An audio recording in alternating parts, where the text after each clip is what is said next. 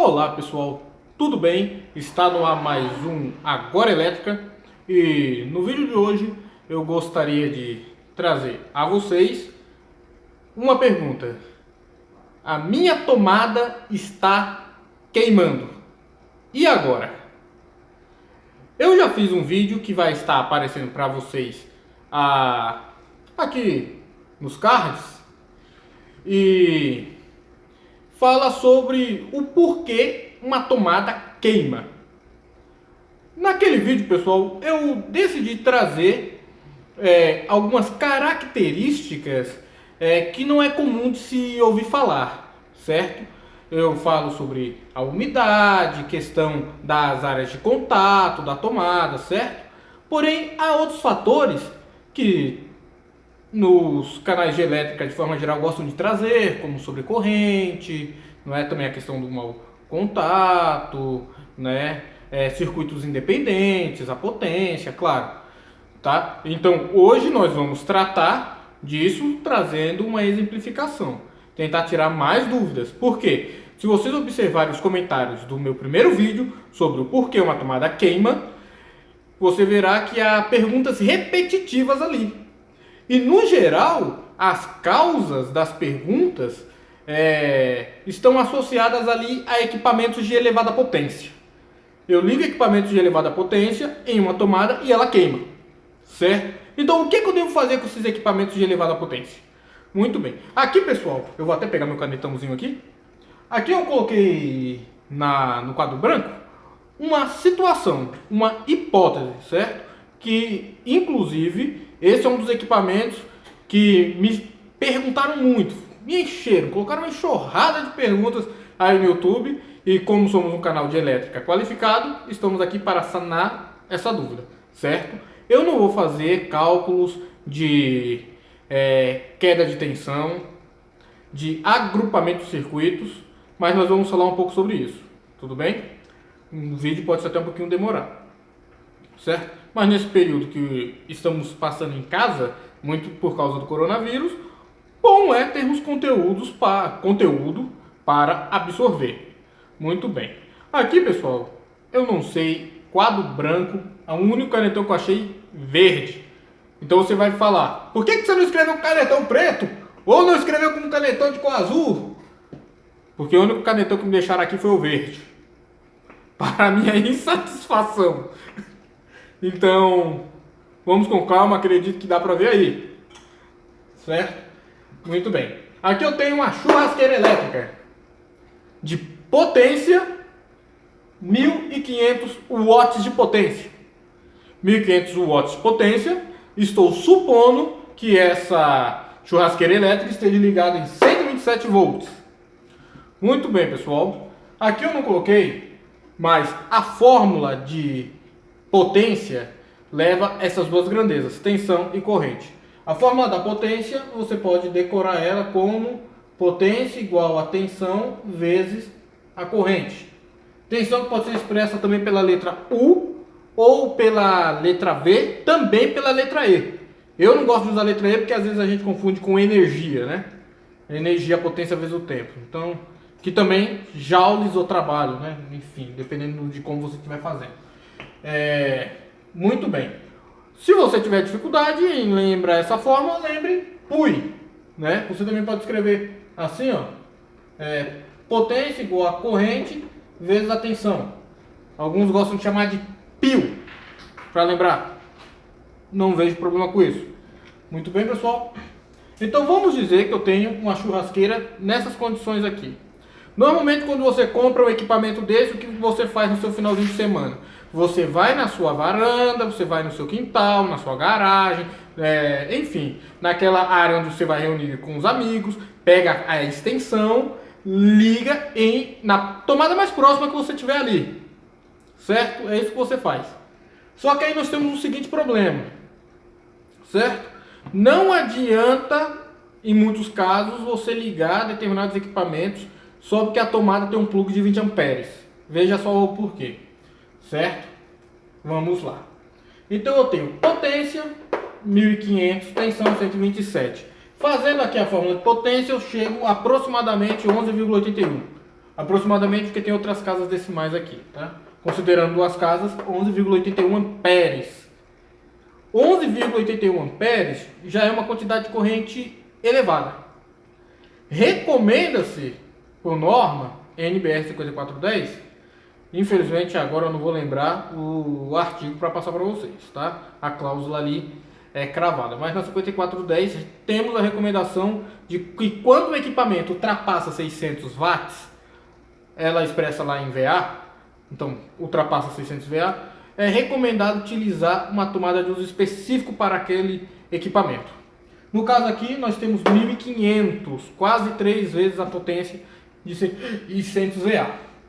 Muito bem. Então, pessoal, equipamentos que demandam elevada potência devem ser ligados em circuitos independentes. Muito bem, certo? E você tem que lembrar que se você liga em qualquer tomada, o seu equipamento, você também tem naquele circuito, no circuito que aquela tomada está instalada, você também tem outros equipamentos instalados ali. A somatória das potências daqueles equipamentos pode gerar uma corrente superior à corrente do circuito. Infelizmente, a maior parte das casas brasileiras, por terem instalações antigas, não contam com dispositivos de proteção como disjuntores e DRs, e entre outros, como fusíveis também, dimensionados de forma correta a atender os seus condutores. É muito comum eu chegar em casas que possuem apenas 3 disjuntores, né? Aí o camarada chega pra mim e falou: tô com um problema na tomada lá em casa, algumas tomadas estão com mau contato, algumas eu ligo, parece que a tensão tá baixa. Aí eu pergunto pra ele a seguinte frase: na sua casa tem quadro de distribuição? A pessoa fala: tem. Aí eu pergunto: quantos disjuntores tem no seu quadro de distribuição? Aí a pessoa me responde: 3, 4, 5. Pessoal, não se faz nenhuma instalação elétrica residencial. Na verdade, eu desconheço qualquer instalação elétrica de quadro de distribuição que você faça com apenas 3 disjuntores. Isso não existe. Então, o que é que eu faço? Às vezes eu vou na casa de cidadão que tem 3 disjuntores apenas no quadro de distribuição. Então costuma ser o quê? 2 fios para o chuveiro, 2 fases ou fase neutra, dependendo da sua região. E a pessoa me coloca mais um disjuntor para fazer a iluminação e as tomadas. Se a sua casa está assim, e um eletricista vai fazer uma avaliação para você e diz que você tem que fazer tudo de novo, do zero, ele está falando a verdade, porque não se faz instalações elétricas dessa forma, certo? Muito bem. Então o que nós temos muitas vezes? Nós temos sobrecarga no circuito. Muito bem. Ora, mas vamos dizer que eu estou com o circuito ali, que fazendo os cálculos eu poderia usar até 20 amperes dele. Muito bem. E as cargas ligadas ali não ultrapassam 20 amperes. Tá? É muito comum, se você ligar essa churrasqueira em uma carga com uma carga de 11,81 amperes, em uma tomada de 10 amperes ela vai derreter. Muito bem. Se o seu circuito estiver bem dimensionado, se o circuito ali estiver bem dimensionado, vamos dizer que eu liguei nas tomadas do meu quarto, eu estou com um disjuntor ali de 16 amperes e os circuitos ali, o circuito que faz o quarto é independente só para o quarto, para as tomadas do quarto, e no quarto eu só estou ali às vezes com um videogamezinho, uma televisãozinha ligada ou no modo de stand-by. Então praticamente o circuito vai te fornecer ali os 11,81 amperes de boa. Muito bem? Se a tomada for de 20 amperes, ela vai suportar. Tá? Ela vai suportar, o disjuntor não vai cair, ele vai segurar ali. Muito bem, mas normalmente quartos você não usa tomadas de 20 amperes, você utiliza o quê? Tomadas de 10 amperes, mais baratas, não tem necessidade de fazer algo do tipo assim, né? De jogar a extensão por dentro da janela e quer na tomada do quarto. Isso é mais comum do que parece. Muito bem. Então, um dos problemas aí, mau dimensionamento, correntes elevadas, não respeitando potência. Muito bem. Agora vamos dizer, eu possuo um equipamento maior que 1500 VA, certo? Se eu possuo um equipamento maior de 1500 VA e eu vou utilizá-lo constantemente, ou até aqui a nossa churrasqueira elétrica, se eu tenho uma churrasqueira elétrica, significa que eu vou usar ela onde? Eu vou usar numa área onde a fumaça pode sair, embora eu queria pouca fumaça, saber, mas queria fumaça. Um lugar onde eu possa reunir os amigos. Então eu tenho que dimensionar uma tomada para lá. Eu tenho que fazer um circuito independente de tomada lá. Muito bem. E como eu vou fazer para dimensionar essa tomada? A norma diz que circuitos de iluminação você deve utilizar bitola mínima de 1,5 e circuitos de tomada, bitola mínima de 2,5. E essa bitola, claro, ela pode variar. Chuveiro é ligado em circuito de tomada por um ponto de força e nem por isso eu uso cabo de 2,5. Normalmente, cabos mínimos de 4, 6 e até 10 milímetros se o chuveiro for 127 volts, a depender da situação. Muito bem. Agora, isso também nos leva a circuitos mais potentes, como circuitos de chuveiros, torneiras elétricas. Por que eu ligo meu chuveiro e queima? Aí você vai dizer para mim, nossa, eu comprei um chuveiro, vamos citar marcas aí. Eu comprei um chuveiro Fame, Lorenzetti, né, que seja. Inclusive eu gosto muito dessas duas marcas, tá? Fame e Lorenzetti eu gosto bastante. Vamos dizer, exemplificando aqui, vamos dar uma apagadinha aqui na lousa. Vamos dizer que o meu chuveiro ele está lá classificado como uma corrente nominal máxima de 30 amperes. Aí, na embalagem, o fabricante diz para você o seguinte: use seção mínima de 4 milímetros. Vamos lá. Então ele colocou lá, seção mínima 4 milímetros quadrados. Você foi, você dimensionou o seu chuveiro, normalmente para ter uma corrente de 30 amperes, gira ali em torno de 6.800 watts de potência. Se você fizer a conta, dá mais ou menos 30 amperes, 31, tá? Amperes. Muito bem.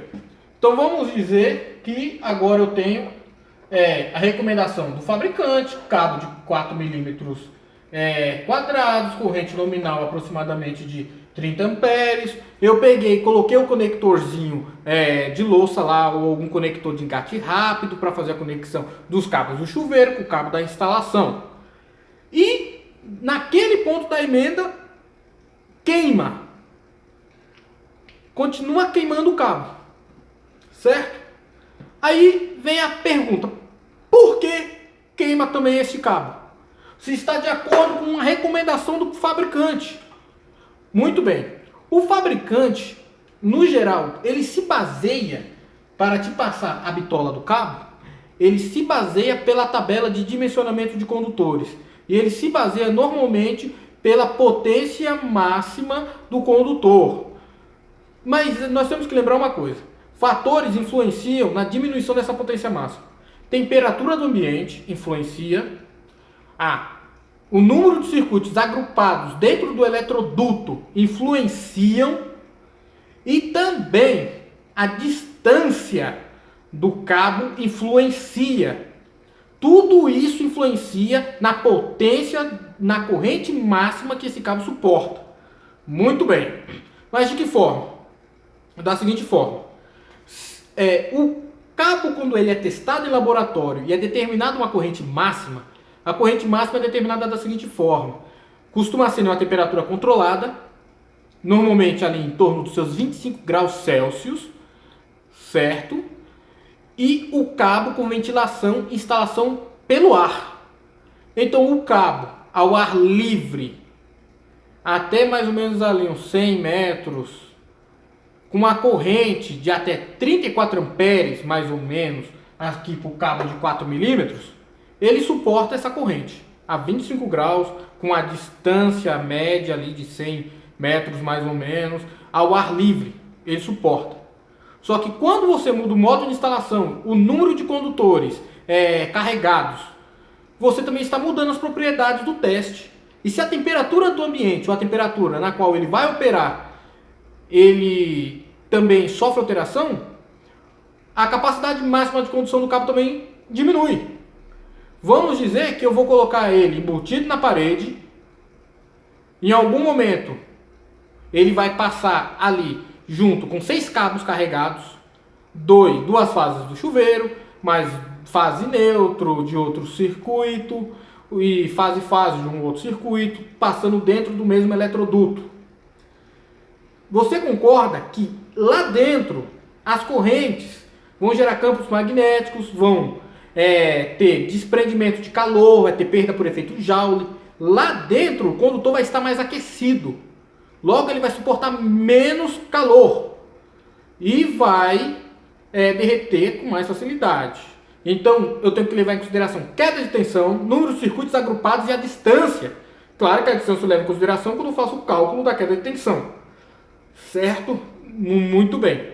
Então, dependendo de como o condutor está instalado, se o cabo de 4,5 mm suportaria 34 ao ar livre nas condições de teste ali da tabela de dimensionamento de condutores, da forma que ele está instalado, talvez ele não esteja suportando nem 30. Talvez ele esteja suportando ali seus 27 amperes. E o uso constante de 3 amperes a mais faz o seu condutor esquentar e derreter. Qual seria a condição melhor para isso então? Se o eletroduto suportar e continuar mantendo ali os seus 40% de espaço de refrigeração, aumente a seção nominal desse condutor. Ela precisa ser aumentada e é bom que o seu eletricista calcule isso. Certo? Os cálculos, se você baixar a tabela de dimensionamento de condutores da NBR 5410, ela traz o cálculo para você em algumas páginas anexadas ali. Muito bem? Aí vai dizer o número de circuitos agrupados, queda de tensão, enfim, tem uma série de critérios para você determinar o dimensionamento do cabo, certo? Normalmente, um cabo de bitola maior resolveria o seu problema, mas claro, lembrando sempre, cálculos. Eletricista não é só o cara que puxa cabo. Eletricista é o camarada que sabe fazer os cálculos, certo? Muitas vezes nós falamos aqui, ó, tem eletricista que só conhece o PUI, né? Ou PIO, potência igual a tensão vezes corrente. Mas a fórmula de potência e corrente alternada não é só isso. Você tem que levar em consideração também vezes o rendimento, vezes o cosseno φ. E tudo isso altera a potência. Por isso que potência em VA também é diferente de potência em watts. Potência em watts é a potência que você realiza em trabalho. Potência em VA é a potência que você exige da rede, não necessariamente a que vira trabalho, certo? Porque se você tem perdas. Então nós temos que levar tudo isso em consideração. Então, lembre-se, de forma prática, agora para finalizarmos, equipamentos de alta potência, com churrasqueiras, chuveiros, o micro-ondas também é bom, tá? Chuveiros, micro-ondas, fornos elétricos, secadores de cabelo de alta potência. Antigamente você tinha secadores de baixa potência, hoje em dia tem secador que gasta mais do que uma churrasqueira. Tem secador que já vem com a bitolona lá de 20 amperes com a potência de 2.000 watts de potência. Então é bom que você planeje as suas tomadas, que chamamos de uso específicas, aquelas que você sabe o equipamento que você vai ligar e você sabe que vai exigir mais potência, certo? Isso tem que ser levado em consideração. Infelizmente, as nossas casas não estão preparadas para isso aqui no Brasil. Instalações antigas, que é a maior parte delas, certo? Então, normalmente, você tem que, como são as respostas que eu coloco aí no meu, nos comentários do meu vídeo, do porquê uma tomada queima, eu coloco normalmente, procure um profissional eletricista na sua região para que ele faça uma avaliação do seu circuito, da sua instalação. Por quê? Porque eletricidade se trabalha com calma, com cálculo e com seriedade. Muito bem? Nós não podemos negligenciar a eletricidade. Muito bem, pessoal. Eu espero que vocês tenham gostado do vídeo. Se gostaram, clique em gostei, se inscreva no canal e compartilhe. Eu peço a todos vocês, porque são vocês que fazem o canal Agora Elétrica acontecer. Se ficou alguma dúvida, escreva nos comentários. Se eu continuar recebendo bastante perguntas, eu prometo fazer um vídeo até mais abrangente para vocês. Talvez eu faça um vídeo apresentando cálculos aqui, tá bom? Só que no geral o vídeo de cálculo é maçante, às vezes mais atrapalha o entendimento do que ajuda, certo? Eu estou tentando ajudar as pessoas a se familiarizarem com o famoso e glorioso mundo da eletricidade. Muito bem, pessoal. Muito obrigado a todos e fui!